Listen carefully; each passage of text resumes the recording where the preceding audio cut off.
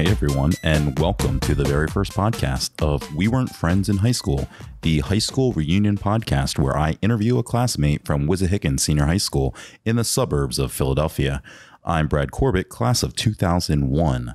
There are two rules to be on this podcast. First, we couldn't know each other's parents, and we couldn't have been to the other's house. Other than that, anything is fair game. This first episode is featuring Mike Clyburn. I was very nervous, being that it was the first interview that I was doing, but it was a great hangout with some adult lemonade and some tacos. Mike and I had a little bit of a conflict as we were growing up, which we do address. And just a heads up, near the end of the interview, we get into a little bit of Avengers and Game of Thrones talk. So if you're still trying to avoid all conversation about the movie or the show, that is your warning there. And with that, let's go. Good. Very good. I guess you're a good person to pick, too, because we have booming voices. Yeah, it's true. That is true. There won't be any, hey, I can't hear you. Could you speak a little louder, please? So, Mike Clyburn. Clyburn. It's all right. Happens all the time. I'm used to it. It's a Philly accent thing. Yeah. So, Mike Clyburn. What's going on, Brad? Welcome. Thank you. Happy to be here. So, this is the very first interview. Yeah. I'm excited. I am. I'm nervous. Don't be. I made a little list. I don't know where I put it, though. If there's something you don't want to talk about, just tell me. I'll talk about just about anything. Use your safety word. It's pineapples. So let's do like a basic introduction. What elementary school did you go to? So I did not start out at Wissahickon. When I was a kid, I was smart, and Wissahickon would not take me. I lived in Ambler at the time. Yeah. So we actually got me into Upper Dublin. So I could start at 4, turning 5. I didn't turn 5 until late November. So I started at 4, which put me in your year. Mm-hmm. So I was in Gerritown Elementary in Upper Dublin. And then I moved over to Shady Grove Elementary in 5th grade. Okay. Which I believe is where we met. Yep. Yeah. And then from there, Wissahickon Middle School, Wissahickon High School. Who did you have in Shady Grove? Mr. Sando. 5th grade? 5th grade. So you didn't come over till 5th grade? I didn't come until 5th. Man, I talk about Mr. Sando probably more than any teacher from Shady Grove, strictly because of the Super Mario resemblance. Yes! Mario. I'm happy I'm not the only one that thought that. No, Mario is so big. It sticks in my head. So huge. Oh my God. So we had like our school district had like 5 elementary schools, I think. Yes. Shady Grove. Stony Creek. Bluebell. Madison. That's right. Is that it?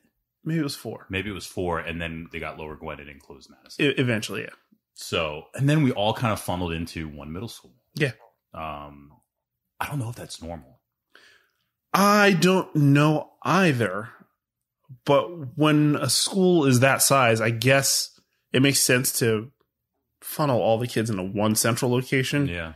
As opposed to splitting them into, like, dividing them. I don't know. So then you do the Shady Grove. So just so everyone knows, we have now opened a window. And full disclosure, the Italian festival is tomorrow. I don't know what type of sounds are going to happen here. Trash trucks may come by. Loading trucks may come by. Vendors, I have no clue. Maybe nothing. Just rolling with it. We're just rolling with it. Okay, so Shady Grove, we all funnel into middle school. That's rain. Little rain. I like that. It's nice. Ambiance. And then we just move across the street. Yeah. So I guess one of the biggest things, and before we started recording, I told you, I feel like our school was maybe a little weird. Yeah.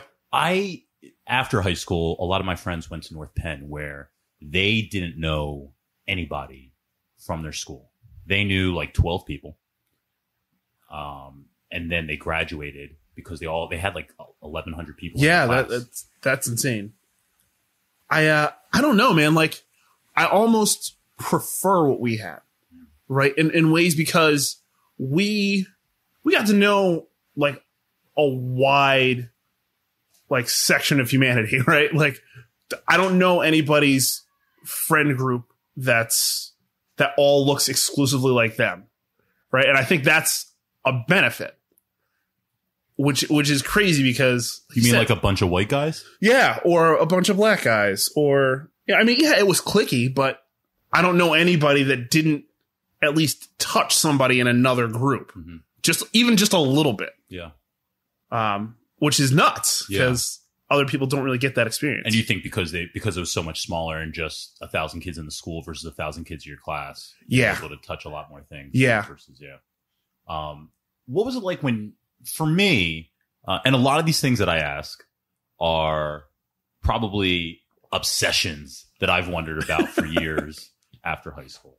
By the way, Mike has brought Not Your Father's lemonade. Thank you. Yeah, no problem. Not a sponsor. Get a sponsor.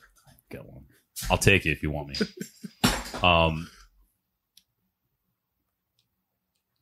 The aspect of going from such a small elementary school, and in elementary school, everyone is your friend. Everyone goes to everyone's birthday parties, right? Oh, God. Yeah. To middle school, where it gets a little bit bigger, to high school. And I feel like, and this was just for me, I felt like the friendships just degraded over time, at least for me. And maybe that's just, and that's probably just real. That's just reality, right? Yeah, it happens to everyone, right? It just pared down to such a scale bones crew. Yeah. Yeah. I see that. So it was a little different for me, right? Because I was coming from a different elementary school. Like, I knew next to nobody. Like, unless you were in my neighborhood directly, I grew up in West Ambler, I really didn't know you. Mm-hmm. So by the time 5th grade happened, like, I'm in a completely new ecosystem. Like, I had one friend who actually transferred over from Jarretttown with me, not with me, but before me. Mm-hmm. So he kind of had a few friends and I kind of tagged along. And that relationship just kind of paired off. I think it ran its natural cycle. Yeah. And that's what happens sometimes with friendships, you know? But like, it was weird because I was almost playing catch up in a way. Like that first, socially. Yeah. Like that first part of middle school was almost like elementary school for everybody else that was already there. Yeah. It's kind of crazy. Yeah. You know? So when then you get to high school, did you have a crew already from middle school? Did you end up with the same elementary school? It is what it is, right? And you're kind of stuck to your area, but middle school, high school, did you feel like you carried over the same group of friends? Yes and no. Right. So in middle school, and this is going to sound super weird, most of my friends were girls. Okay.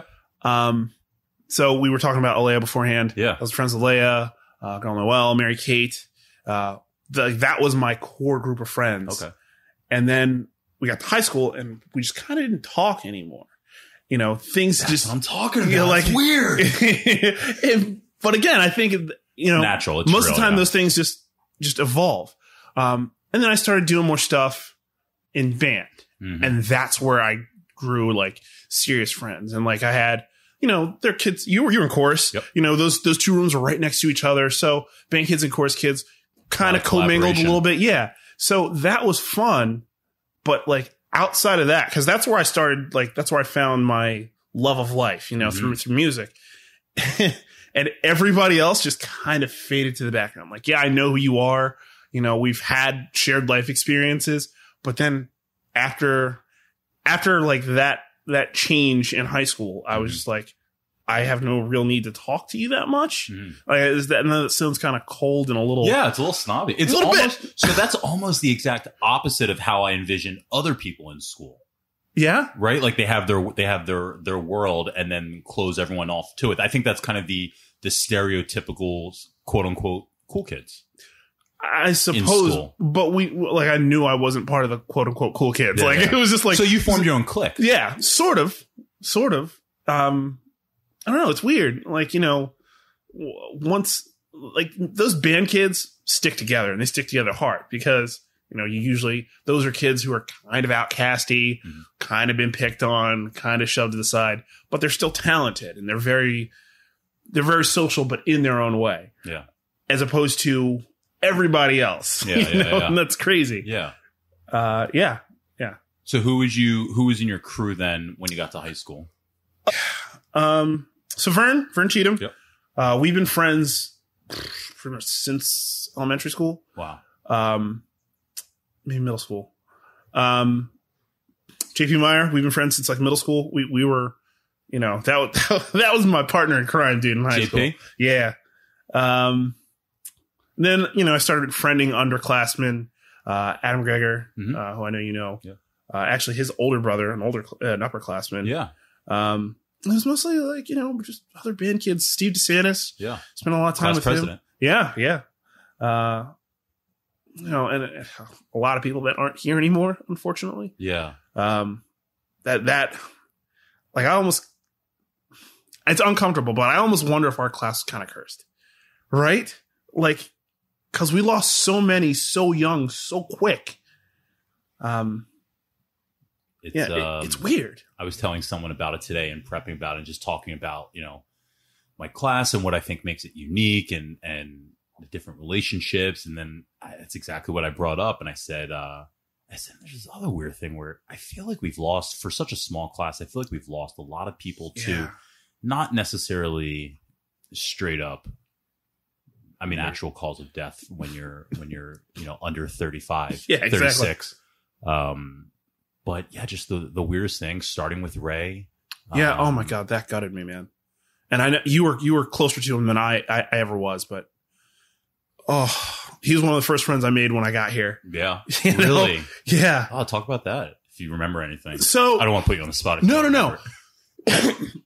So one of the things I distinctly remember about Ray, outside of, you know, the things that it's just hard to forget, that smile, that laugh, that personality, was he was into karate. And I was when I first came over. So that's, you know, it's one of those weird things that you just kind of talk about sometimes.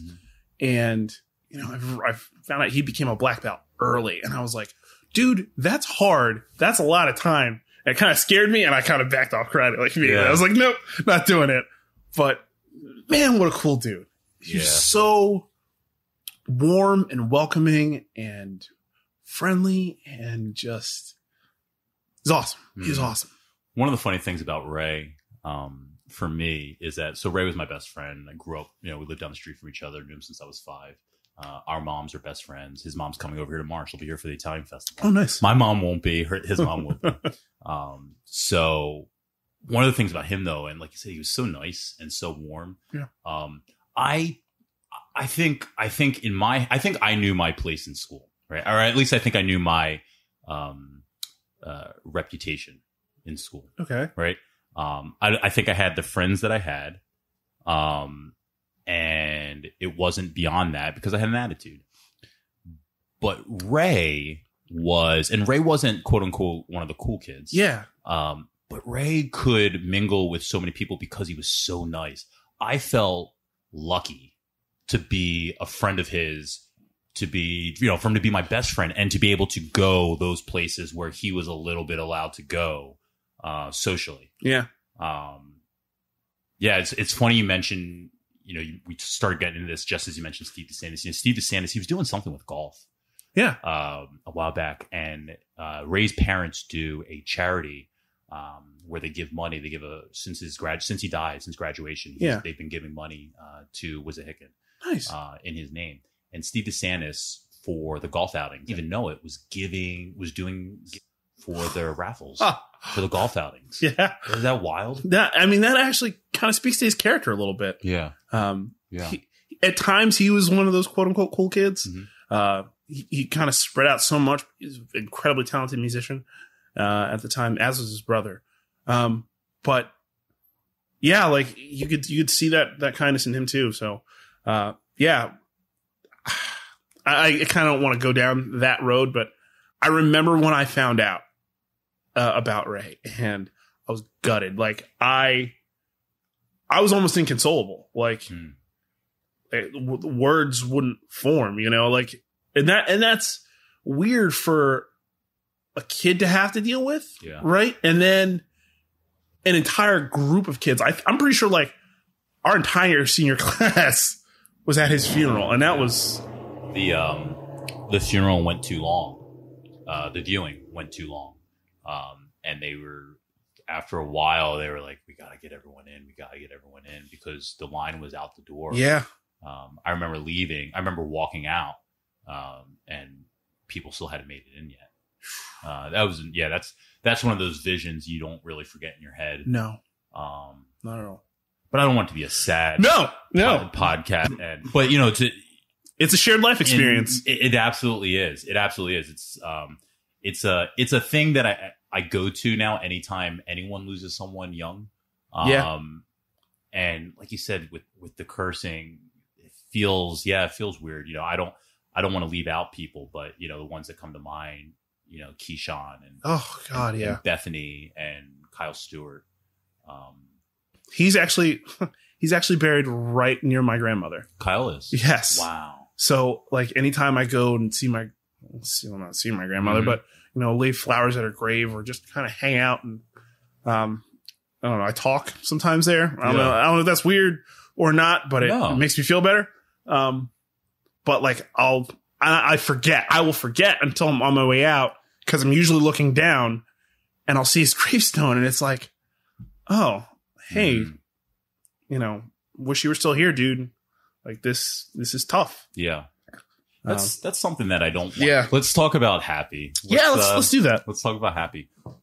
Favorite class? It was band. It was band. Mr. Hood? Yes. He influenced my life like so much. Like he gave us freedom. And it was like the first time as a teenager I ever remember experiencing what it was to be creative and, just use my natural talents and my mind together to create something with other people. And that's huge. Like if you know you have a talent and you don't get the opportunity to hone that craft and experiment and try, like you never get better at it. And he let us do that. Like so we had jazz bands and orchestras and symphonic bands, but he let us make a ska band and a funk band. And like, I'd never done those things before. Yeah. And it was cool to have somebody who let you have the freedom to create it, but also had the experience to kind of point you in a direction as well. Like he's like, oh, you guys should maybe try and cover some of this or some of this. And it's influential, man. That sticks with you forever. Yeah. That was it. What about you? This is going to sound so lame. I think I like calculus. Who was your teacher? Mrs. Castor. Oh, yeah. Okay. There you go. So I used to, in senior year. So after Ray died, my life, I got weird. I stopped going to certain things. I stopped doing certain things. Don't blame you. I stopped coming to school on time. So my senior year, it's lit out here, as they say. Party time. So I stopped going to school on time, and I would show up somewhere maybe halfway through first period, second period, or something like that. And I think I used to sign. I know I did absences, and I couldn't be late anymore. So I just started taking absences. I was going to school pretty much every period, everything except for maybe the first period, which could have been gym. First period gym is the worst. It's horrible. No one wants to start like that. And I didn't know about showering in gym class. Like we didn't shower in gym class. No. You just had to like go like that. Sweat. I had no idea what I was doing with my body. It was terrible.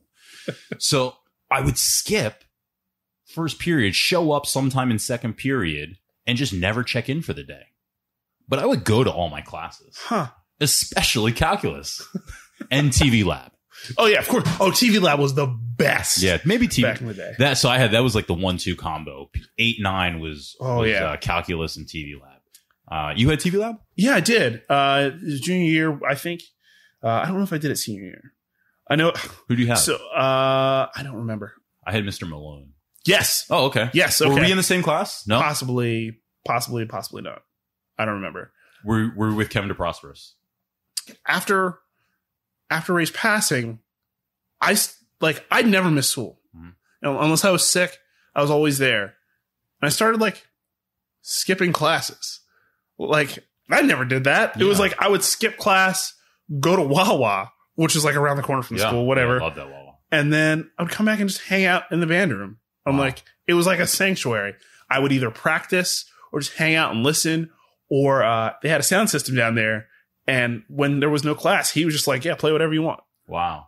Which was crazy because that was the year 2001. The Chronic came out. bumped that heavily inappropriate for school. Absolutely inappropriate for school.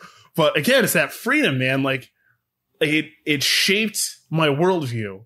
Where it's like, yeah, you should be able to do some of these things. You're in an environment where you're able to create something that you like, and you're left alone to do whatever you want to do. Yeah, it's really fostering your creativity. And it wasn't like detrimental at all. It wasn't like, I would skip out on social studies. At points, like later got in the year, they almost stopped caring. They were just like, yeah, we've done pretty much what we want to do. The study hall. Yeah, that's it. It was like, all right, cool, let's go. Least favorite class. That's a very good question. I want to go English because I had to write. I didn't want to write. I decent at it, but I just didn't want to. Like sometimes. All right, so something I realized as I got older is I deal with depression. It sucks sometimes. Other times it's not there. But when that's something that you deal with, I read like a Twitter thread once about something called the impossible task. Okay. Something you can do. You can do normally. Wash dishes, clean out your car, whatever. Something that you will do 1,000 times over. But in certain moments, you're just like, I can't. Like you physically cannot. Mm-hmm. And that's what writing papers for English class was for me at times. And I didn't realize it. I had no clue until I got older and get to look back and go, oh shit, that's what I was dealing with. Hormones are weird and, mess you up pretty bad. And, so it was like, I didn't realize it. So I would skip class and then go create in band. I'd play, I'd hone my craft. I'd do what I did. And then, I eventually had to write the paper, but it was tough to get started. Any type of writing, creative writing, just English in general. English in general, man. Yeah. Like my language skills have always been good. Vocabulary I've always been good with, but just like you have to write a paper. It's just like I don't want to. Yeah. I think I felt the same way, and it's funny because I think I ended up as a quote unquote writer for a while. Yeah. I'm a creative person, but that idea of having to write, and even reading for me, even reading stuff that you didn't pick. Yeah, that's tough, right? Yeah, it's very tough. I still have that issue. I've got 2 books in my room that I have to read, and I haven't even started yet. And I need to. It's one of those things. It's for you. It's good for you. Yeah. It's a great step for you to learn something, but you just don't. You just can't do it. Yeah. I read at the beach. I like to read at the beach. Yeah. It's nice to find quiet time, which I don't have anymore, but yeah, you got kids. Yeah. You have kids. I'm going to ask you about that in a little bit. Well, that's fine. We took Japanese together. I love Japanese. You love Japanese? I did. I actually took 2 Japanese courses in college in Mako. Yeah. Really? Go Mustangs. Wow. I did 2 semesters there. And it was always something that I don't know if it's just a cultural difference that just fascinated the hell out of me. But it's always been like somewhere I've wanted to go and just live that experience firsthand, Yeah. It's crazy. And you've never been? No, never been. Maybe someday, but yeah. Mike, can I tell you, I have 2 dream vacations. Okay. And it's stupid. Okay. These are bucket list trips. All right. What are they? It's not that hard. Alaska. Okay. And Japan. It's the only 2 places in my life I want to go. That's actually kind of cool. And because we took Japanese, the culture was mind-blowing. Field trips. Do you remember any of the field trips for Japanese? No. All right. So I actually think it started in middle school because that's, I think, where we started. And I took it in high school. Harpster Sensei. Bokunebu Sensei. She was the best. She was great. She was so nice. But yeah, we went to like it was like a Japanese market, and she like wouldn't let us speak English. Like she like after a while only spoke Japanese in Japanese class, which is tough. Mm-hmm. It is a completely different animal. And that like, all right. So I love comic books. Yeah. And like the anime, like Dragon Ball Z was huge when we were back in high school. Right. And that's where like that started to snowball like a lot for me. But but like I picked up a few in Japanese while we were on this field trip. And, one of the, you start to read it. Like those skills are almost all gone now. Like, I don't. Does it make you sad? A little bit. A little bit. Yeah, man. Like that, just the language, penmanship is out of control. It was so hard to learn. Yeah. I can still do it. I can still write. I still know the alphabet. Yeah, absolutely. I can do it. I can still count. I still know the alphabet. I can still do maybe the first 10 letters I can do the. What did you say to me every day in class? So let's talk about it. I have told anyone that said, who's coming first, your first podcast, who's coming? I said, oh, Mike's coming. Oh, were you guys friends again? No, in fact, he hated me because in Japanese class, so I'll explain it in full. Okay. So those tapes that you get with the skits on them and you follow along in your lesson plan book and they're transcribing this skit, they're acting it out. And in the book is a character named Michael. Yes. In Japanese, there's two ways to reference someone. Females are san. Yes, correct. Males are kun. That's correct. Kun. And there's no L in the Japanese language. No, just so we're clear about that. No L's. And so when as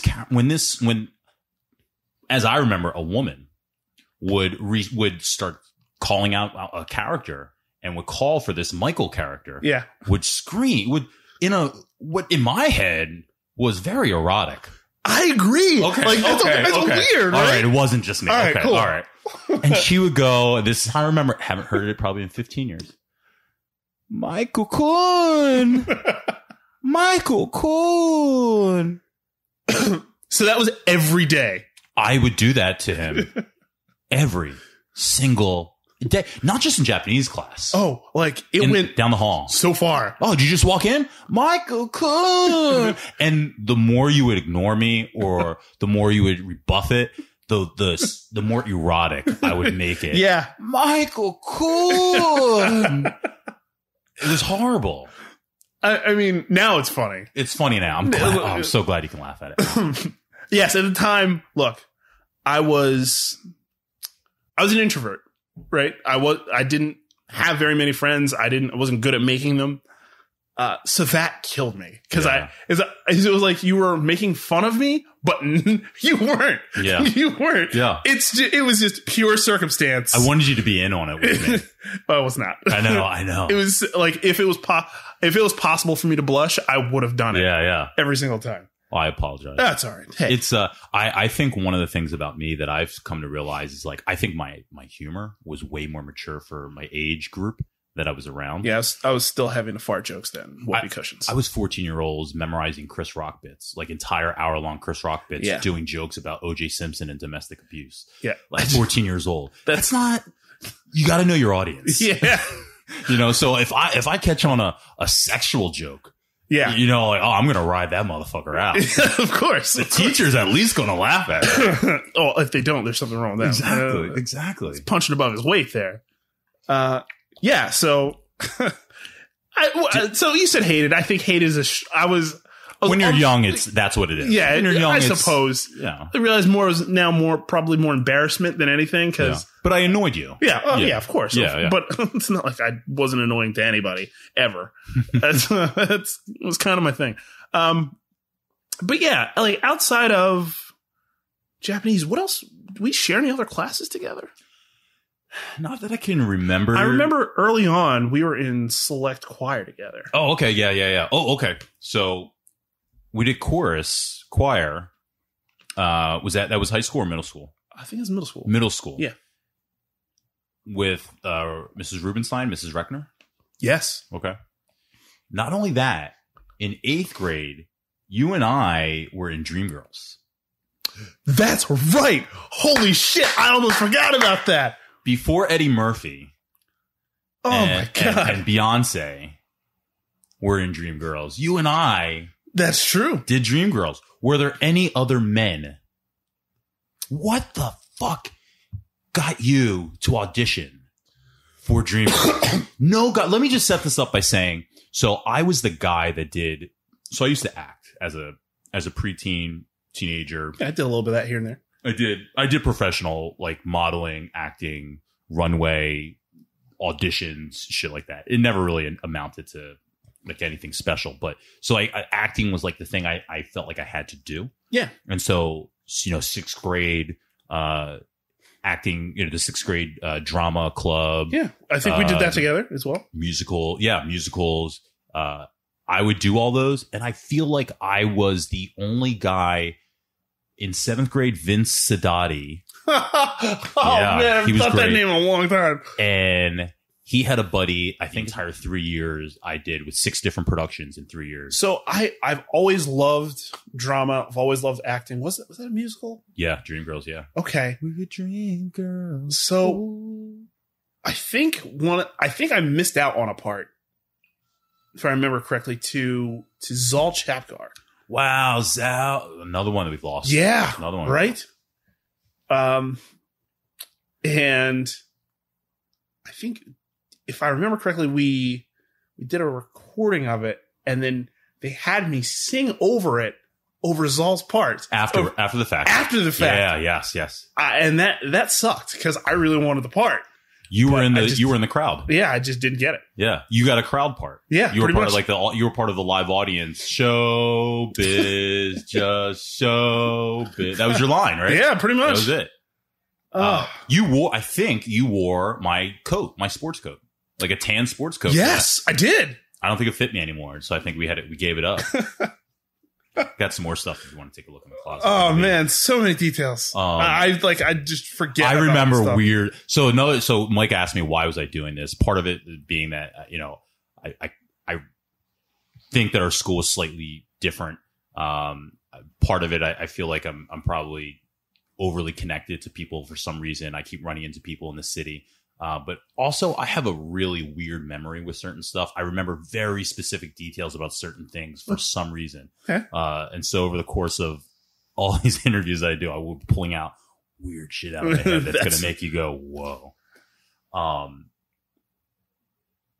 What happened after that? You never did another musical? Not acting. I started playing in the pit. Wow. And that was a wildly different experience. Way more fun than I ever anticipated. Really? Because it was high school musicians, and there were other teachers from like the school that also played in the pit. So you got like non-band teachers? Yes, like non-band teachers that played music. That's cool. Dr. Madden back in the day. Yeah. I think he passed recently, right? Did he? Yeah, I think so. But he played in the pit. Hood directed. Oh God, math teacher. I can't remember his name. Sabia? High school or middle school? High school. I don't think it was a Sabia. Maybe it was my sibling's teacher. Can't remember his name, but he sat next to me and played trombone.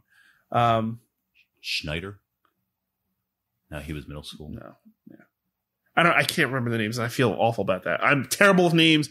Like I meet people now and I forget their name 10 minutes later. With me, Mrs. Castor. Of course. Shout out to Mrs. Castor. But it was cool, man. It was like a different experience.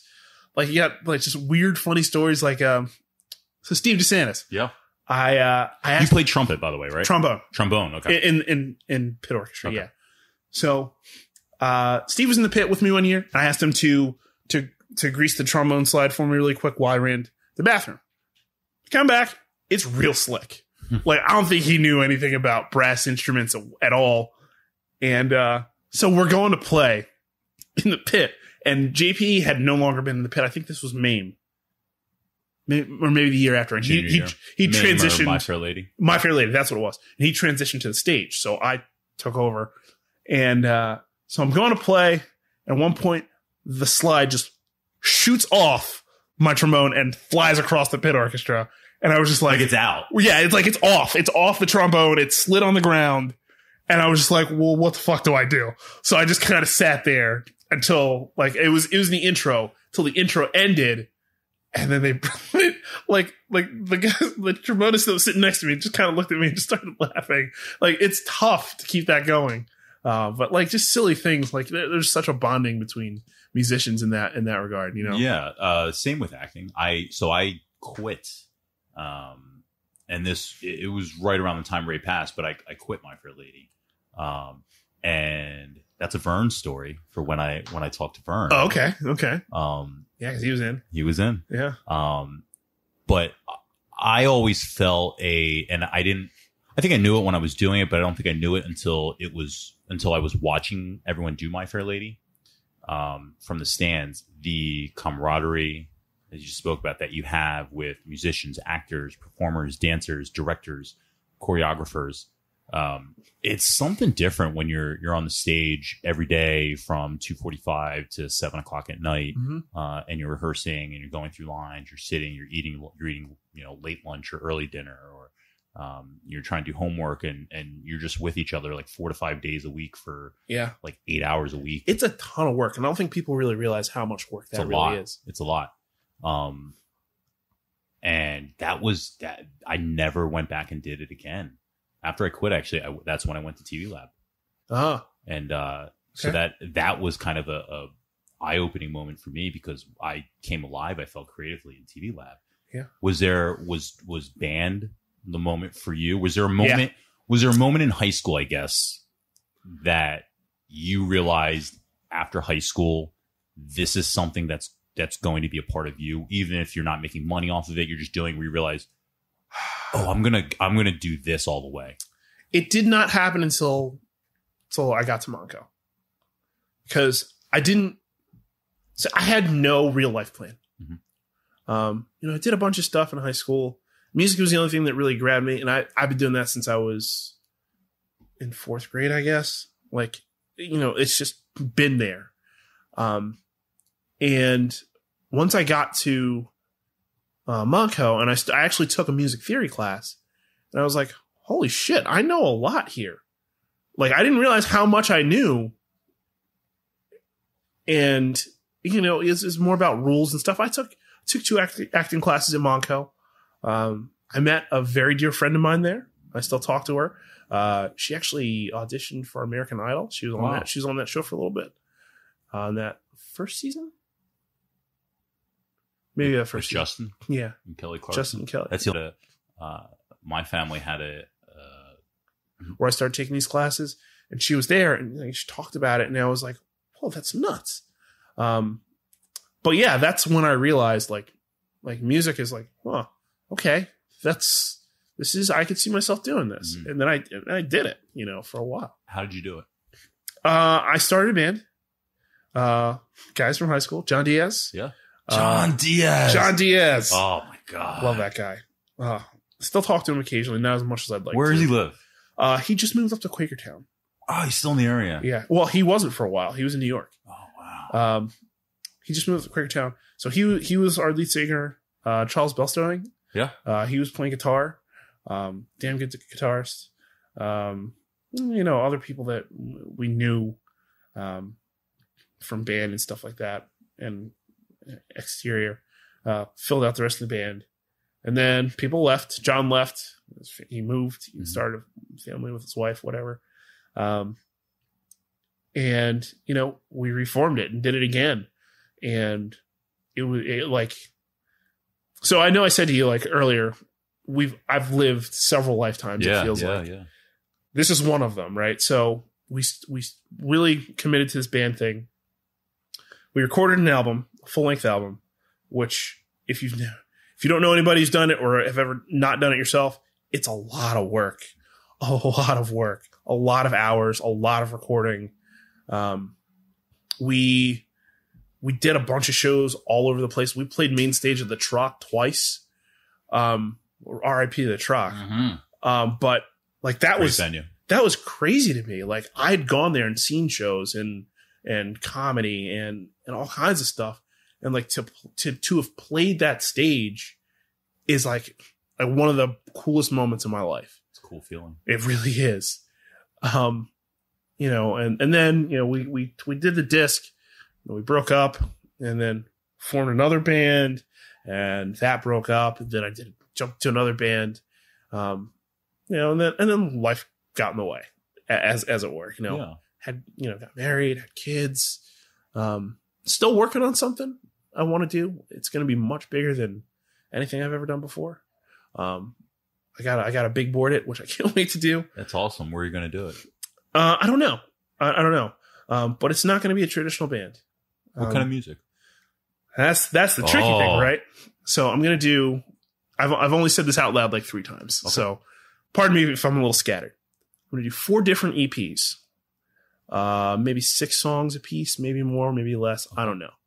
One will be a straight ahead rock album. I love rock music and I didn't realize it until I got to high school, which is nuts. One will be like a pop and hip hop, a little bit of each. Because I've done that since middle school. Like, grew up listening to Q102, which is still there. It's still there. One of the very few radio stations. One of like the 5. Yeah. One will be almost like an R&B and soul type album, a little funk in there too. And then one more will be like a progressive rock, like a lot of weird stuff, playing with time, using different sounds. That excites me because all of this stuff, I'm designing it to challenge myself. I'm going to play as much of it as I can by myself. But for other stuff, I'm going to use my friends. I've made so many friends musically just from, like 7 years of playing gigs and, getting out there. If they're down, I'll incorporate them and just make it just the biggest, craziest concept that I possibly can. That's awesome. Yeah. That's awesome. When you mention that like hip hop and stuff, that's funny because I think, and this is one of the cool things about being able to do this and talk to you. So, and I thought about this when you mentioned as far as like, groups of people. Yeah. Because I think you're one of the few Black people at school. I can see that. Yep. That I didn't see in the group of Black people at school. Right? Like when I think of seeing you with Vern. Yeah. Right? And my friends were Ray, Scott, Josh, right? Versus we weren't in the group of everyone else that would hang by the trash can in K Hall or wherever it was. K Hall. My memory is freakish. But yes, talk a little bit about, I don't know, your perspective on, I'm biracial. So for me, it was always a back and forth. Yeah. Talk a little bit about my kids are going to have to deal with that. That's crazy, right? All right. So for me, I don't speak like a stereotypical Black person. Yeah. I never have. My Nana insisted that I never drop my G's. I speak to as a kid, that I speak to everyone properly like an adult would. Mm-hmm. And that just kind of carried over, right? So my experience is a little different because race is so weird.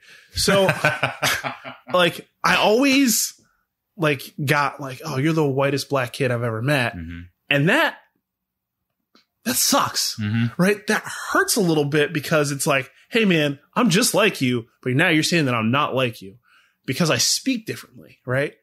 But my life experiences are the same. People have called me the N-word. I haven't liked it. Mm-hmm. Hard R, by the way. Mm. And I've come to blows over that. Like I will not put up with it. And as a result, I tolerate zero racism from anyone, ever.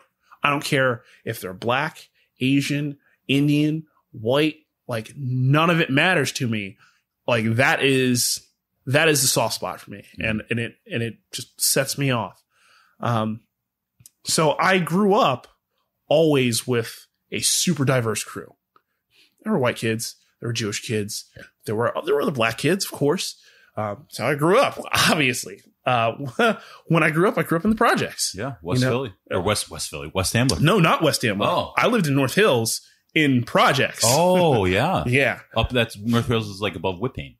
Right? It's in Upper Dublin. It's a little bit. I have no idea where North Hills is. South of Glenside, where I currently live. Okay. North of Glenside. So, I've seen some shit in my life, So like when you're talking about like race and stuff like that, like I think that's where Wissahickon kind of helped me because I have such a diverse set of friends. Mm-hmm. Like hung out with Andrew Godey and Joe Conlon and Rishi Patel. Yeah. Dave Majumdar. That was my crew for a little bit. And then, my crew shifted to Fern Cheatham, JP Meyer, all the other band nerds that were there, Chorus Kids. And that, like, it constantly shifted, and it was never a homogeneous mixture. It was always a bunch of people with a bunch of different life experiences. So I just, when people talk about race and racism, like, it almost doesn't click with me, right? Like, I see it, I'm just like, why? How? Yeah, right. And I forget sometimes people have not had these life experiences, musically though, right? So my family was very Christian growing up. Okay. Like, they didn't listen to anything else. Come middle school, I'm hanging out with a bunch of girls who listen to pop music. So I listen to pop music. And this is around the time Biggie comes out. Pac comes out. Yeah. And I start listening to that stuff, and that stuff's cool to me. Yeah. Like, I've never heard anything like it. It's blowing my mind. So I remember California comes out. So I'm like listening to it. Pac's verse was killer to me. So I was like, I'm going to learn this. So I recorded off the radio on a cassette because we're old. Yes. And then I sit down and I start transcribing it. I'm writing it down. You're writing the words. You're writing the words. Writing the words. Because we have no internet. Of course. And all terrible words are in there. I can tell what the words are because they edited it out, but come on. You know the rhymes. Yeah, of course. You know what rhymes with buck. You know it. That's right. It. my mom finds it. Again, my family's very religious at this time. My mom whooped my ass. It was the worst. It was the worst spanking I ever got from my mom. She was like, I never want to see you talk like this or use these words, whatever, ever again. You do not demean women. And I was like, oh, okay. See, I'd never made that connection. So, look, do I swear? A lot. Not around kids, not around, I still don't even do it around my parents. I just won't. But it was nuts because as a kid, just introduced to this wide world of stuff. It's like, oh, okay. That's all right. Awesome. I'm not going to mess with that anymore. Favorite artist in high school? That's a good question. I don't know that I can really answer that because it was everything got opened up so much. Give me top three. Top three? Earth, Wind, and Fire. Wow. That's when I found out Earth, That's Wind, awesome. and Fire. Dre. Yeah. Dre and Eminem, that combo. Yeah. Because that was huge at the time. Alt band, Our Lady Peace. We went on a Canada trip. They were big up there, and I got into them heavy, and I kind of stuck with them. Yeah, that was That's it. Awesome. Favorite TV show? I didn't watch a lot of TV in high school. Really? It was mostly cartoons. Okay. Beast Wars, probably back in the day. Okay. At that point, maybe it was a little before then, but that's what I remember watching a lot. What about movie? I was not a big movie guy. No? Nope. Never went to the movies? I did, but the movies that I saw, the only movie that sticks in my mind is it's a terrible movie too. Tomcats. Jerry O'Connell, Shannon Elizabeth. Oh my God, that sounds horrible. Oh yeah, it was. That sounds so bad. Shannon Elizabeth after American Pie? Yes. Oh no. She was trying to make something out of her career. So it was a raunchy comedy. Obviously. Saw it. It was funny. I enjoyed myself. I think Jake Busey may have been in that movie. Jake Busey. I love Jake Busey. Oh my God. The movie's terrible. I would watch it in Jake a second, Busey only bro. does terrible movies. That's true. I don't know if I still have it. I could have sold it, but I owned a starring Jake Busey movie. Ooh. Hitchhiker 2. Ooh. Yeah, it's one of my prized possessions. Ooh, that's rough. One of my prized possessions. Yeah. I remember that movie because it was the first R-rated movie that I snuck into. Really? Yes. Tomcats. Yes. I was 17 at the Okay. time. Maybe not. Maybe I was 16. 16. I was definitely 16. Okay. And I went in with a couple of friends my age and younger. AMC? Yeah. Yeah. Yeah. They didn't care. You think? I got turned away. Really? Yeah. Huh. That's crazy. It was horrible. But they were just like, oh yeah, you can just buy tickets. All right, see you later. Wow. Nothing. I was like, all right. Wow. I went with Ray to go see, I want to say it was, it was Wishmaster. Remember the Wes Craven movie After Scream? Yeah. Yeah. Not good. I think it was Wishmaster. It could have been Dreammaster, but I think it was Wishmaster. And Ray and I went. My mom bought the tickets, and Ray and I go in the theater, and we're seeing like Natalie Cooner and Eric Mailhorn, and I'm like, I'm feeling good, man. I'm like, yo, we in here. We are in here. I'm like, yo, you want to sit in the back? What you want to do? You want to get some popcorn? We styling out here on a Friday night, and the dude goes, "Where are your parents?" And I said, "What?" He goes, "Where are your parents? You can't come to this R-rated movie without your parents." And I go, I bought the tickets. And he goes, I need to see your ID. You can't come in. And I had to call my mom, and she had to come back and get us. Oh, that's awful. It was terrible. I never went back to that theater. No. God. I want to ask you about your family, but I want to ask you about one more thing. Sure, go right ahead. Talk to me about retail. Retail is the devil. Because after high school, I want to know, when I ask you about your family, I'm going to ask you, what did you do after high school? And I want you to take it from there. But after high school, I used to run into you at Best Buy. Yeah. All the time. That was where I used to see you for like a year or two. So I started out working at McDonald's when I was like 14. I was still in high school. And then I moved to Staples, so I actually think working at McDonald's and then moving into retail did something kind of valuable for me. I gained a work ethic working at McDonald's. I learned the value of working quickly and efficiently. And then retail, I could almost credit for pulling me out of my introversion a little bit, because you had to talk to people. Now, don't get me wrong. Now I still do really weird introvert shit. Like if I'm in a grocery store and there's more than 2 people in an aisle, I will not go down that aisle. Okay. Because I don't want the possibility of talking to people at times. But it forced me to, learn to deal with people in public. It actually forced me to make friends, which up until that point had been kind of difficult. Most of the time it had been, okay, well, we're in class together, so we almost have to talk, or we know similar people, so we have to talk. But once you start working, you have nothing in common with those people outside of the fact that you work together. So you are either going to shut down altogether, or you're going to become a part of the work culture. And retail can be wonderful, and it can be a cesspool. Once I got to Best Buy was actually super cool as a 20-something-year-old kid. I learned a lot, did a lot. I learned that I could be a leader. I learned that when I go places, I can be special. Yeah. I don't have to just blend in. I can use my mind, my body to excel. I worked in inventory and I worked in loss prevention at Best Buy. So I was either in warehouse or at the front door. One way or the other, I dealt with everything that went in or out of that store, which is kind of cool. Yeah.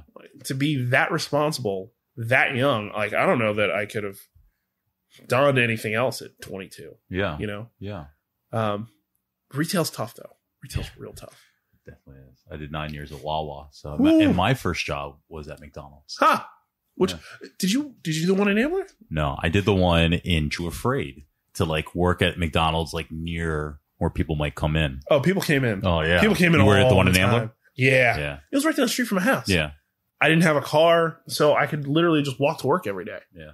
I was only there for like 8 months or something like that, but still, Yeah. I was there for 8 months at my McDonald's in Drescher, and I remember to this day writing a note to my boss to tell him I was quitting because I was making $5.15 an hour, and that was minimum wage. That's awful. Yeah, and I remember when Wade Craig. Do you remember Wade Craig? Yeah. Wade gave the manager at Wawa the Iggy about it. And I went, Oh my God. I'm going to be eating at Friendly's every day.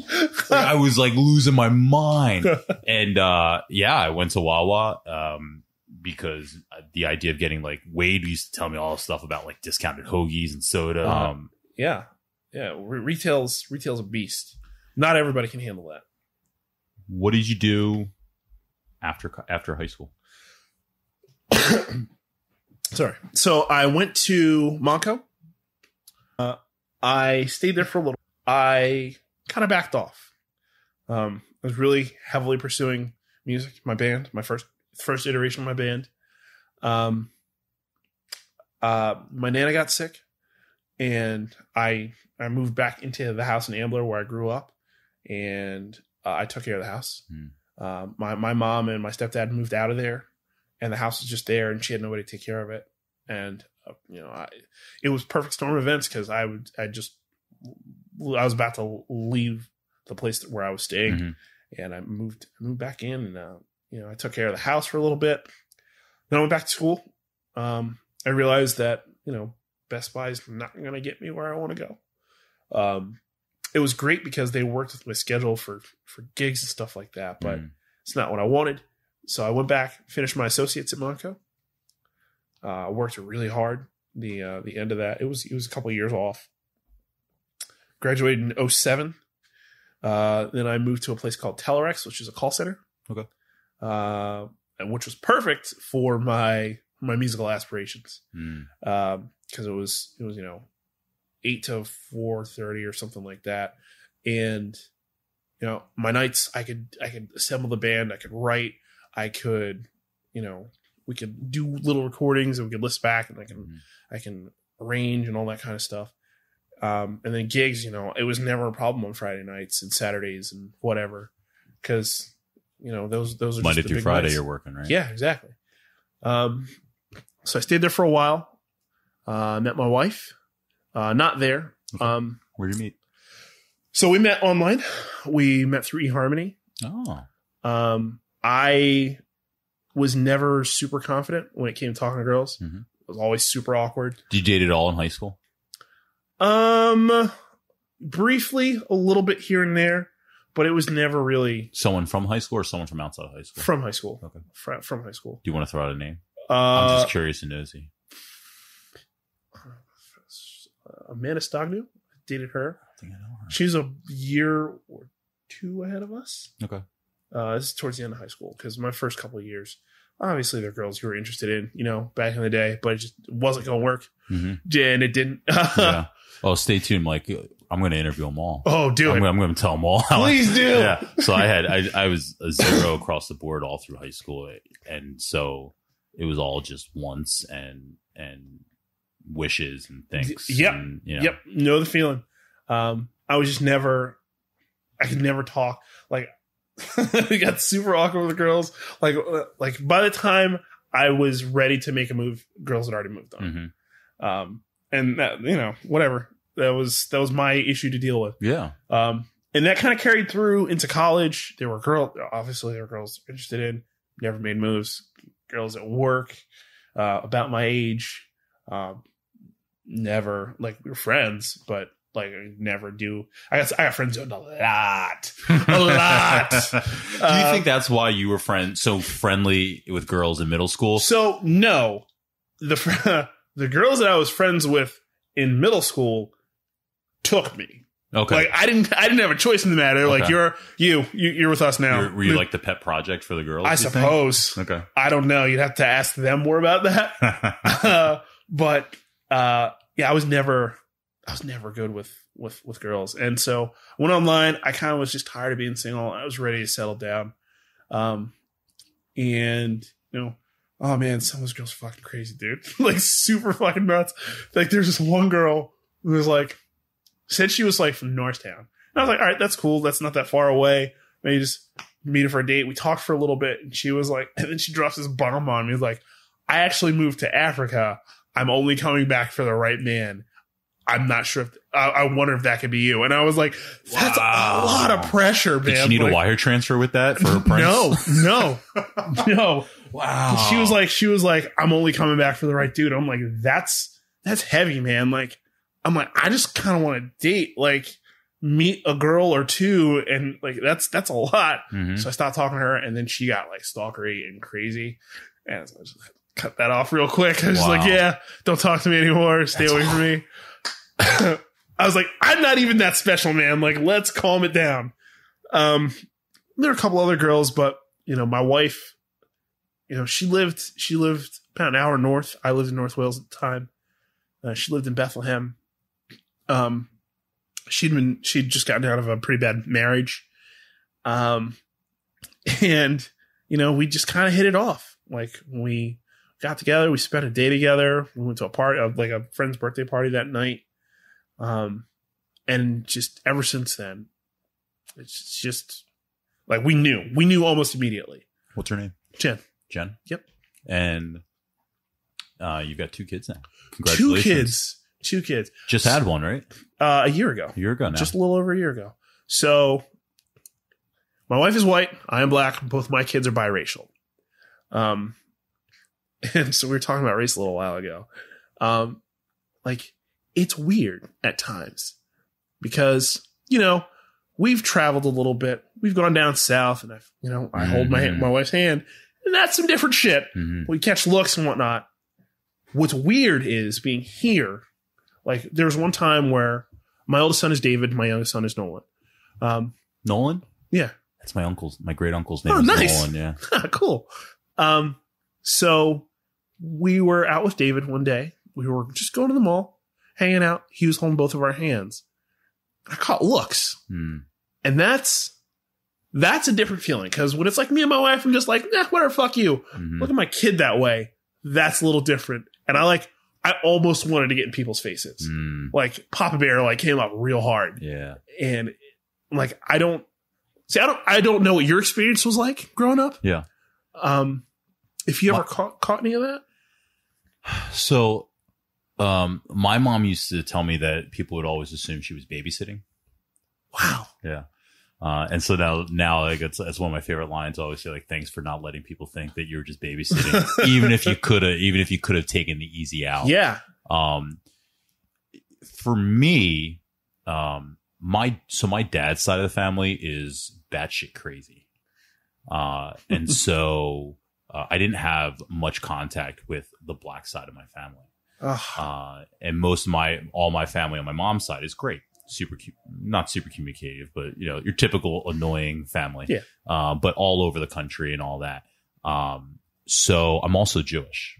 Yeah. So for me, I did know that. The hardest thing for me was, and when you feel like you're being looked at, was going to synagogue for high holidays. And no one there is black. Yeah. It's before Drake. You know? Fuck that guy, by the way. Yeah, fuck that dude. It's like, it's just me. And it's just a bunch of white dudes and their white kids and their white wives in sweaters and shit. And like, I don't know, my dad has a big afro and a giant beard. And this is not anything that I'm used to. And I have to sit here for 3 hours. It was weird. And we went for a while, and then we stopped going. And I was a little bit thankful, because it was a really, really uncomfortable. I didn't know how to deal with that. Yeah. At all. I didn't. And when you're with your family, you don't think about it. But then when you start to, and this is more of a, I don't know, gets into more of like socioeconomic type of stuff. But when, you know, my grandfather liked to live the life. My grandfather liked to, you know, wine and dine and go out and have dinners and have drinks and live a really fine life. And so when he would bring his little black grandson in, I would feel, you know, in this room full of white people out in, you know, Abington or Glenside or Willow Grove or wherever we'd be eating dinner. And I would look around and I go, man, everyone here is white. And you don't think about it when you're just with your grandfather and your cousins and even at the beach and stuff. But when I would go into these enclosed rooms, I would look around and think that this feels weird. Yeah. So like, my son has actually started to notice that mommy's a different color, daddy's a different color, he's a different color. And like, that's almost weird for me in a way, because it's like, man, will he feel like he doesn't belong somewhere, even though he does? Mm-hmm. Right? Like you're a mixture. You're the best of both of us. Mhm. You shouldn't feel like you don't belong anywhere. And I feel like a lot of times, like, cause one of my best friends now is a mixed kid. And you know, I think at times like mixed kids have it really tough because there's no true community that you belong to, but you belong to all of it. It's really easy to push when someone doesn't want to include you or doesn't want to justify you. It's easy to push them out of the way. And for a biracial kid, that triggers so many internal thoughts of, very similar to like when you were talking about, you know, being the whitest black kid. To get that from both sides. Yeah. Oh my God. You know, I hadn't thought about that. You're not black enough. You're not white. You get it from both sides. You know, here's the funny thing. I never went to a bar mitzvah. Really? Never. Not until my cousin had her bat mitzvah when I was like 28. Never. So I didn't have that community that I had with my entire white family of being Jewish and celebrating holidays. Wow. And fasting, and I didn't have that relationship, and I didn't even know any other Jewish kids at Wissahickon. Like, I knew a couple, and you go, I guess they're having a bar mitzvah, but I wasn't friends with them. I wasn't invited to those things. Wow. I didn't have that community in any way. In Ambler, luckily, Ambler's such a diverse town. It is. You can't avoid black people. You can't. And so, and I grew up in South Ambler. We, you know, across the street from each other. And so tons of black kids there, plus a few white kids. And so I think I was lucky to be in that neighborhood where you've got your Claytons and your Thompsons and your Watsons, but then you've also got your Corlises and your Campions and your Mayalls.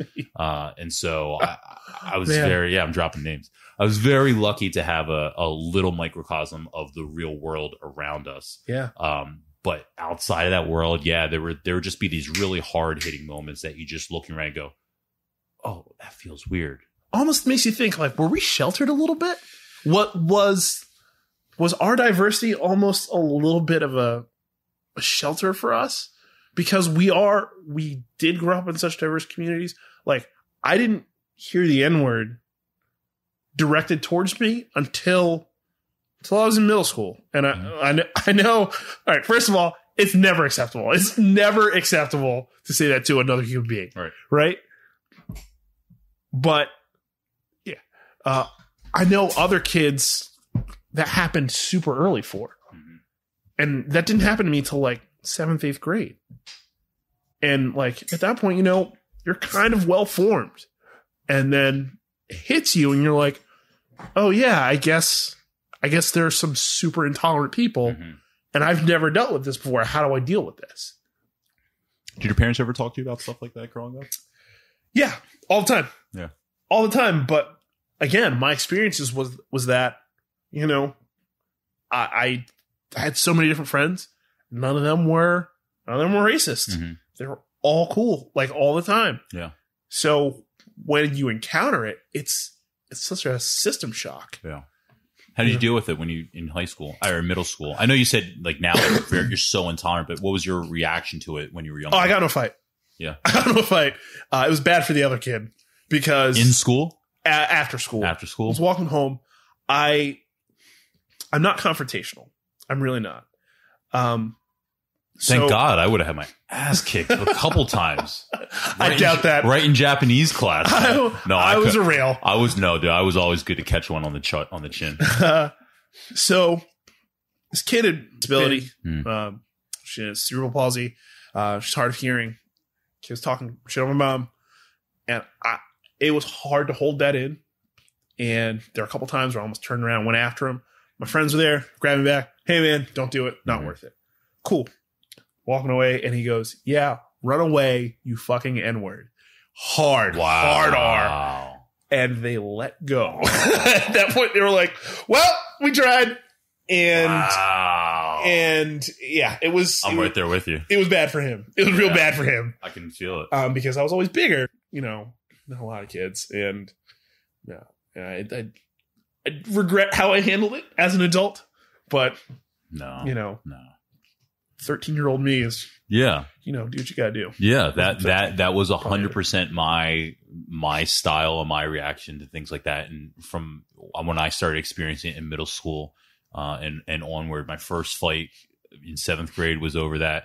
My last flight a week before graduation was over that. I got suspended a week before graduation for that.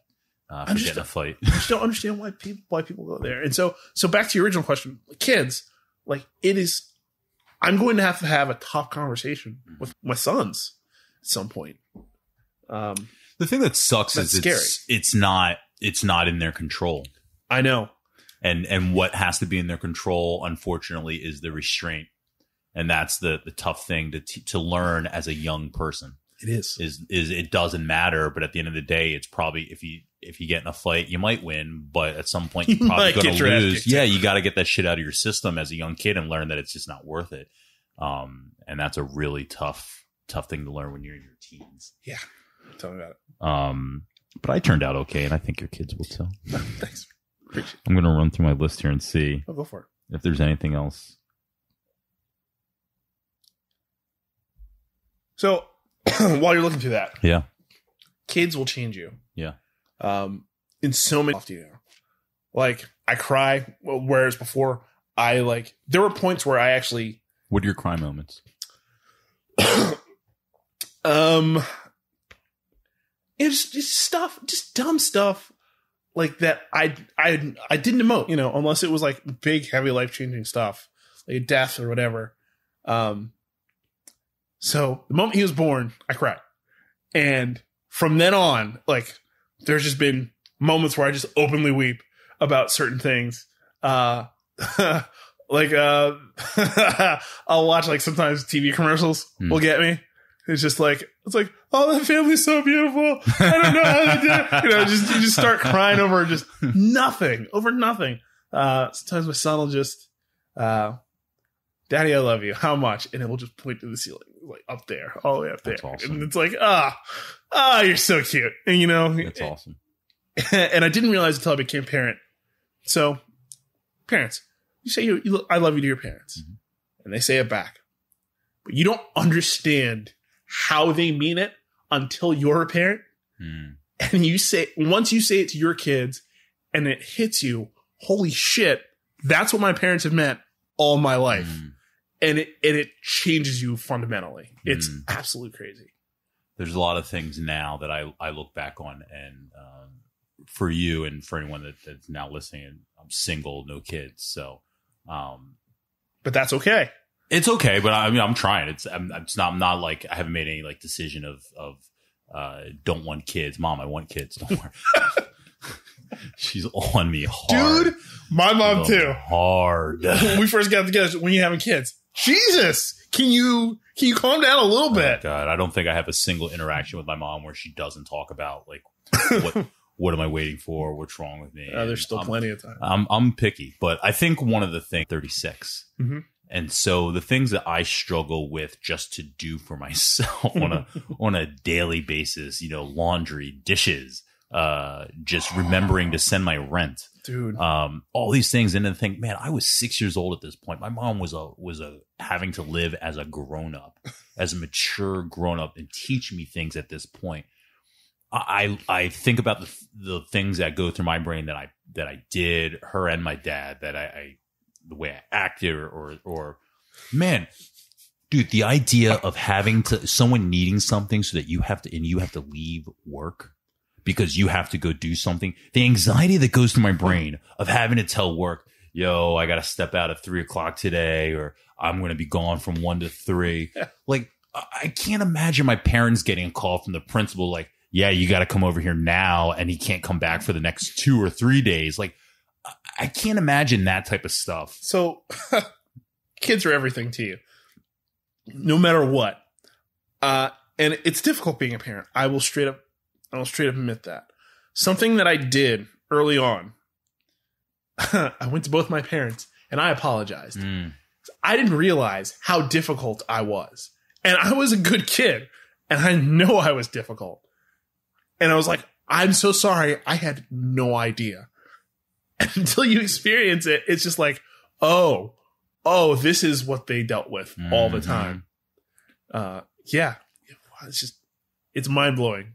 Yeah. Stuff like that is the type of stuff that stuff like that is the things that in this mature level almost makes me cry a bit, Yeah. I want to ask you about any fun stuff you want to talk about. But before that, the last question that was literally on my list, we nailed everything, just kind of free talking. I know.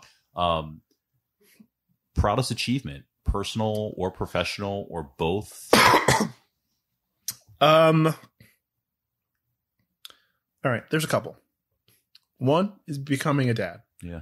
I can't put it in words. That's hard. I went back to school recently. Really? Yeah. I WGU. Congratulations. Thank you. I'm actually going out to California in a couple of weeks for my commencement. That's awesome. That was huge for me. And finally, every tentpole musical thing that I've ever done, a full-length album, playing at the Troc, just getting out there and just performing. Mm-hmm. Those stick out to me as accomplishments. Like, I did that by myself. No one said, hey, you should do this. More people said you will probably fail doing this, which to a degree is true, but like, I always have that. That's my legacy, as it were. I can always go, hey, check out the CD. My son actually came across it. He goes, hey, Daddy, look, you're on this CD. And I'm like, yeah, I am. Awesome. And that's an accomplishment that will never leave. And if I'm able to pull off this next one, that will say more about me as a person now than any other point in my life. I look forward to doing that. That's awesome. One of the things about music, and it's like two of your things coming together, not just the music, but the ability for your kids to see it. Yeah. And experience it in real time too. And to have that for them to have forever is pretty cool and incredible. That's super cool. You don't cry. I can see it. We're thinking about it. It's happy. It's very nice. You recently accepted me into a really cool Facebook group. Yeah, thank you. Thank you. No, dude, it's really more people cool. that are in, the better it is. You're super dedicated to it. Number one. Yeah. It's quality. I didn't know you were striving for quality until the other day or yesterday when you gave someone a demerit for a bad post. No, that was a joke. That was awesome. That was jokes. No, but I love that. No, I like stuff that makes people laugh. So like I'm really big, like I said, in comics and science fiction and fantasy. So I love Game of Thrones. All this Marvel and DC shit that everybody's like getting on board with. This was me in high school. Mm-hmm. So I'm just like, yeah, catch up, motherfuckers. Like, I've already been here. Mm-hmm. So it's like, it's awesome to see all that kind of stuff, like be mainstream and popular. Yeah. Cause now I'm a cool kid. Yeah. Well, not kid, but, it brings you back to that time. As I feel the same way about wrestling. And wrestling's gotten out of control popular in the last few years. $1 billion business. Nuts. But yeah, like I love doing that, organizing and running it as an administrator. Finding stuff that makes people laugh. A lot of times stuff to me is inappropriate, but it's funny because it's inappropriate. It's just a good time. It's an escape from real life. Like, you can get out here and talk about politics all day and just give yourself a headache. We all have, we're all either trying to make rent or mortgage, car payments and insurance and all this other shit. And it's just like, I just wanted something that I can just discuss fun stuff with people who also want to discuss fun stuff. So in that group, I was like, all right, first of all, no politics. Everybody's respectful. I don't care what you put in there as long as you contribute. And it's been pretty good so far. It's fun. Yeah. It's fun. You were running a website for a little bit. I am running a website. Still going. Yes. Twisted Cape? TwistedCape.com. It's so if you're familiar with The Onion, it's kind of like that except superheroes. Cool. In addition, we do a lot of reviews for movies, TV shows, comic books, opinion pieces. We have a podcast, the Twistcast. Check that out at some point if you have not. We're just a bunch of guys, a couple guys just sitting around hanging out, talking about that kind of stuff. If you're into that kind of stuff, I'd love to have you on. Yeah, I love it. So yeah, it's a challenge, but it's a joy at the same time. What's been your favorite of the Avengers Marvel decade-long phenomenon? What was your favorite? For a long time, it went back and forth between Guardians of the Galaxy 1 and The Winter Soldier. Because a lot of people like Winter Soldier. Winter Soldier's so good. Yeah, I feel like that's the number one for most people. Majority. And then I saw Endgame. And that movie blew me away. What was your experience? Tell me your experience in the theater. All right. Because mine was messed up. Was it? Yeah, oh, man. So I've seen it twice now. Okay. The first time I saw it was IMAX 3D opening night. 10 o'clock show. It was a bunch of people like me, big into comics. Like, we were going to see this movie first, no matter what. There was big laughs like there should have been. Big tears like there should have been. I was sitting there. I was making the ugly face that you make like right before you cry. Several points in the movie. And a lot of cheering. A lot of cheering. Like, I missed so much of the movie because of cheering. And then I saw it a second time in 4DX. Do you know what that is? No, what is that? All right. Have you ever been to Disney or Universal? Yeah, 4D, yeah. Yeah, so you know those chairs and like everything moves and misting and no way. Smoke. Yes. Where does that happen? So I'm going tomorrow morning. It was in Warrington, where the at Warrington Theater? Yeah. At Regal Crossing? Yeah. Wow. They have one there. I think there's one in KOP, and I don't know if there's one closer to here.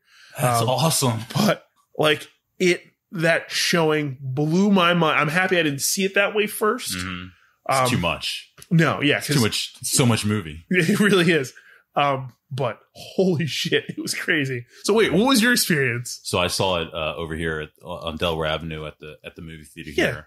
I bought 2 tickets. I had a friend that I thought was coming with me, but I was super anxious, and I was like, "There's no way anyone's going to spoil this movie for me. I'm not allowing days to go by to where I see something.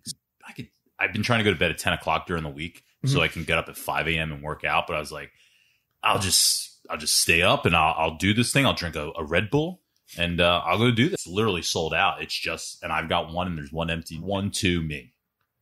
Okay. Last row. Oh. 11 o'clock showing. Could have been 10 o'clock showing. I can't remember. I think it was 10 o'clock showing. 10. First date. Oh no.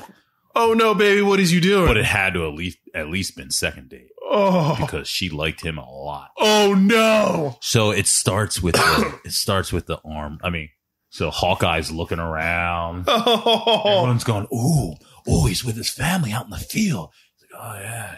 Spoilers, by the way. Yeah, showing him how to pull the crossbow back and all that. And she's just rubbing his arm next to me. No. And just like the breathing gets heavier. Yeah. Oh God, no. And then every 6 minutes or so, he would just he couldn't stand it, and he would just turn and just attack her face and her mouth and just start making out with her. Oh, and this is going on for the whole 35, 45 first minutes of the movie. Oh, and no. I was trying to ignore it, but I'll be honest, it was hot. It was fucking hot. So I'm kind of into it a little bit. I'm wondering how far is she going to go? Cause she's being super rubby. And I'm thinking there's really only one step left of theater for her. There's 2 steps really, but is she, I'm like, and it's taking me out, and I'm realizing I'm breathing heavier. I legit tapped this dude on the shoulder in mid kiss, mid make out. I tap him on the shoulder. I lean over. I go, yo, bro, it's a 3-hour movie. Can you just let me enjoy it? He looked at me like I was his dad who just turned on the basement lights. Yep. And he was like, oh, yeah, man. Yeah. When the lights came back on for the credits, I tapped him. I go, yo, man, thanks for that, man. I appreciate it. He was just like, yeah, whatever, man. Oh. But when I went to see Infinity War, the guy in front of me was on Facebook so I had to tap him, and I was like, yo, dude, can you like just put the phone away. Oh my God. But before you do that, you're getting mad about it for 15 minutes in your head. Yeah, you're just thinking, stewing.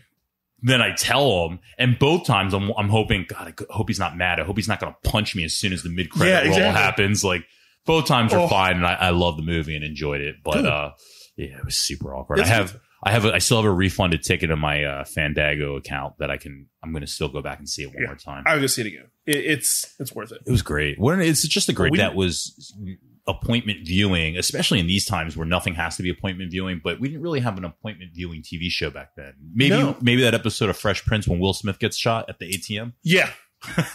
Yeah. Give me the gun. I saved your life. I want the gun. Give me the gun. Yeah, those tears. Real tears. Not as real as when his dad left him. But I don't know, man. Thrones. There's nothing like this. Lost, maybe. Lost was great. And that tanked towards the end. Yep. Last season was a bomb for people publicly.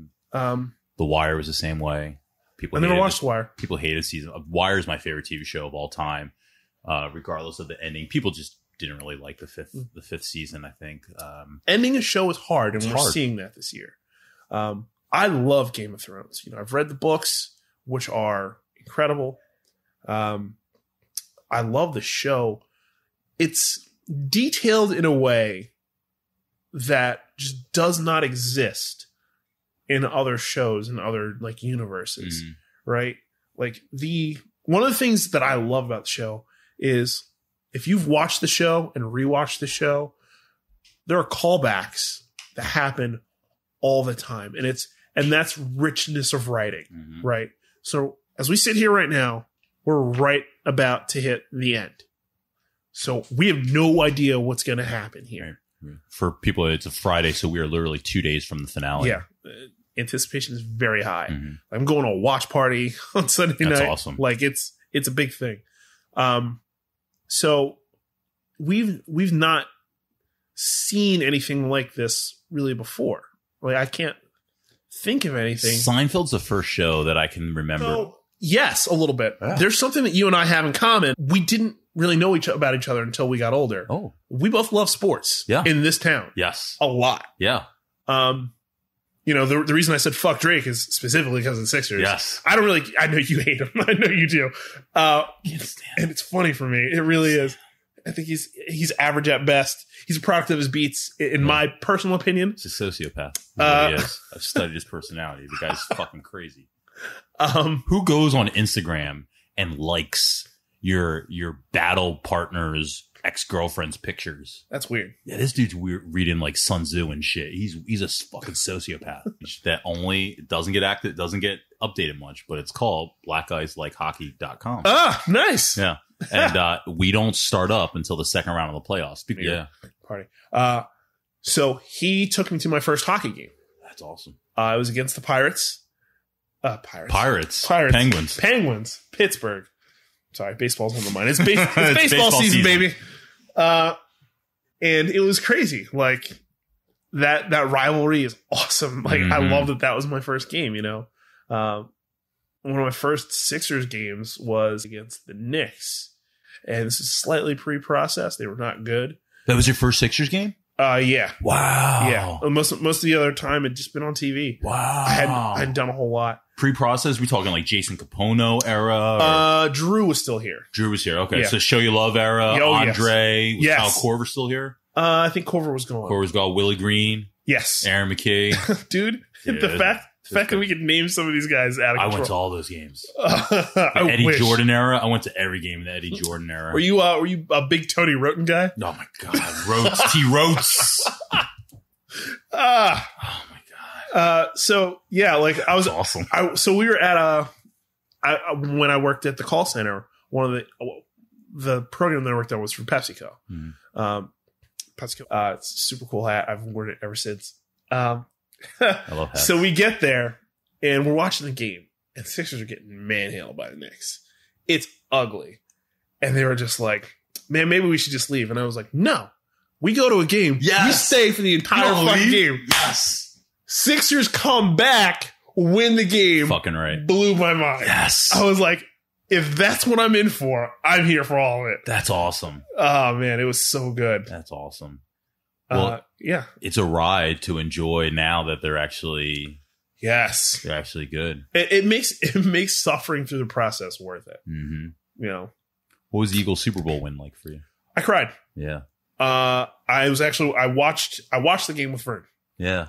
That's awesome. We're lifelong friends getting to this. We used to talk about in high school is coming to fruition. Yeah, exactly. Sometimes you didn't think so, but here we are. We watching the game, and we'd watched a couple Super Bowls together. It's a good time. We get there like, oh my God, can they win this? And Brady throws that Hail Mary, and I was just like, shit. Like everybody in the room stood up. It goes, it drops, and everybody starts yelling. I'm like, shut the fuck up. I want to see if there's a flag. There's no flag. And I lost it. I was like so happy. And then it hit me. The Eagles just won the Super Bowl in my lifetime. My dad got to see it. My kid got to see it. Yes. and then tears just start coming out of my eyes. And I'm like, oh my God, I can't believe we won it. I called my dad right away. I'm like, Dad, we won the Super Bowl. I'm like losing my mind. Oh man, it was crazy. It was one of the best moments of my life. It's up there with the parade for the Phillies back in the day. I just started, like me and my wife had just really gotten together. She came down from work. I got off of work. We went to the parade together. It was Halloween day. Yeah, it was Halloween. Yeah, it was nuts. It was just nuts. I missed the parade. When sports in this town are good, there's no place like this town. It's unbelievable. It really is. I missed the '08 parade. I was living in Connecticut, writing wrestling, and had a Friday afternoon meeting with Vince McMahon that never happened. And I sat in my office watching the parade on CSNPhilly.com. It was one of the saddest days of my life. And so for me, the Eagles Super Bowl win was so important because it wasn't real, because I didn't get to really celebrate it. Yeah. And so to live here when that was going on, man, and to just walk on 6 blocks down the street with a bottle of champagne and start it up. So we were out by the Parkway for the parade, and as we were waiting for them to make their way up, they were showing the Super Bowl again, and being in a crowd that large, everybody reacting like we're watching a game for the first time. So great. Like I've never experienced anything like that. It was great. I can't wait to do it again. I wish I could be tough and say like, oh, it's no big deal. But like when you're talking about it, you see it, like I can feel it in my face is like swelling up, and I'm just going, man, it was so fucking incredible. Yeah. It really was. I never thought the sports, I was a sports fan, but sometimes I thought I was a sports fan out of like being a guy and community and not wanting to not know what's going on. But man, when that happened and just talking about it to this day, and with friends, it's still a go-to with friends. And like, hey, remember that time we were on Broad Street? I was out there the night it happened when everyone was climbing the trash trucks and shit. Like it was just unbelievable. I'll never forget any of it. And maybe we get another World Series one with Bryce. Oh my God, that'll be crazy. That'd be awesome. Awesome. He's perfect fit for this town. He really is. Like you just watch the enthusiasm he plays baseball with. Oh my God. So the last thing I said to Mike was that I wanted to sign my yearbook. Because people did sign them, but I realized no one signed them on their actual names. And that left me thinking that no one ever saw my yearbook. But now as I look at this, I think it's full. Yeah, man. Messages. I had no idea. I felt like I was like this loser that had no one sign their yearbooks. But man, there's tons of people that sign my yearbook. It's fucking filled. It's incredible. But we're gonna ask you to sign. I brought 3 pens just in case one doesn't work. Yeah, just in case one doesn't work. Oh, that picture is terrible. That's good though. Oh, that tie. I might still own that tie. Oh, those glasses. No. Yes. Oh no, baby, what is you doing? Okay, it's not working. Try that one. Let's see how many pens it takes. Ooh. No? Hang on. I don't think you've ever used this pen. Oh, it's a newie. Oh, there you go. That one's got to work. Yep. Yes. There you go. Thank you. Oh my God. I didn't do anything for this. You didn't? Like, you didn't everybody else put like a message. Yeah. Really? I'll let you marvel through it. All right. I'll trade you. Thanks, man. Yeah. fun. And this was yeah, it's really good time. you asked why did I pick you, and I picked you just because I thought we had a good connection on Facebook. I thought we had a good relationship, and I thought we could talk honestly about our past, and I thought we did have at least a little bit of a content from our Japanese days, and that would make good stuff if Way not back for when. awkward, you know. Thanks, man. Yeah, man, thanks. Enjoy. We'll get you on ours some point. Yeah, I would love to do that. Yeah. I'd love to do that. Awesome. I was so happy with how this interview came out. I learned some things. Mike's children are biracial, like me. Both of our first jobs were at McDonald's. And I never knew Mike's connection to my best friend, Ray Campion, and the effect that Ray's death had on Mike in high school. I got to thank Mike again for being the guinea pig, so to speak, being the first one to accept the invitation and come to my place and give me some of his time and share some personal details about his life.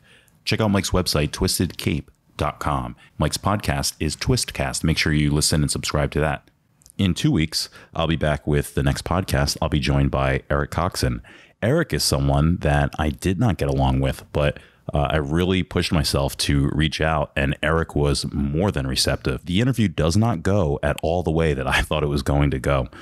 It was really eye-opening, a great discussion that, much like this episode, made me really happy that I started this podcast. So I hope you'll come back in 2 weeks on a Monday morning when that pod drops. The Instagram is We Weren't Friends in High School, no apostrophe. The Twitter is WWF in High School. And my social media is REDSHIRTPLAYA, pretty much everywhere. Instagram, Twitter, REDSHIRTPLAYA. And lastly, this is a podcast about life. Everyone's is different. And so I just ask that you allow the guests and myself the space and the courtesy to be honest about our point of views in these discussions. So I just ask that you keep that in mind. If you interact with any of us on social media about something that you maybe heard today or on a future podcast. Okay, that is it. Subscribe to, rate, and share this podcast. Thanks for listening.